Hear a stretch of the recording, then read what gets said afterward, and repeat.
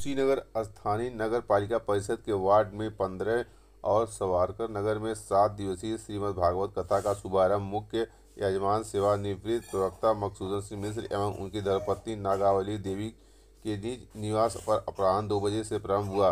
कथा के द्वितीय दिन कथावाचक अनुराग कृष्ण शास्त्री जी महाराज वृंदावन धाम वाले ने श्रीमद् भागवत कथा के महत्व का वर्णन करते हुए कहा कि सांसारिक मोह माया के त्याग से ही मोक्ष की प्राप्ति होती है।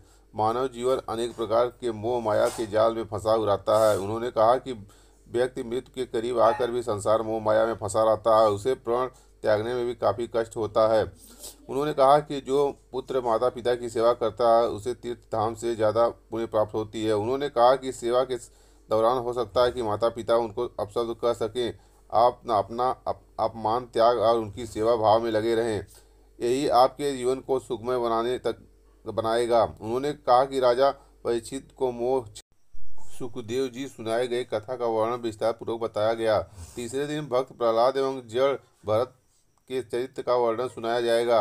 इस दौरान पंडित दिनेश त्रिपाठी, बद्रीनाथ पांडे, आशुतोष मिश्र, अनुपम मिश्र, आर्यू मिश्र, प्रताप नारायण तिवारी, अंजलि मिश्र, नम्रता मिश्र, ऋतु मिश्र, अवानी मिश्र, अर्चना तिवारी, बाबूनंद राय, अवधेश तिवारी, मोहित पांडे, धीरज पांडे, अनुराग चौबे आदि लोग उपस्थित रहे।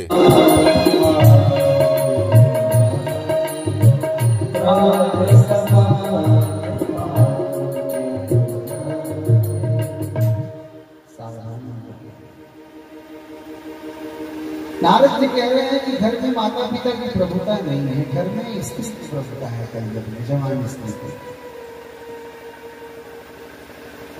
कहते हैं तरुणी प्रभुता के श्याम को बुद्धिदा। अब माता पिता भी घर में जबरदस्ती बैठे हैं, हट हमारा घर नहीं निकलेंगे।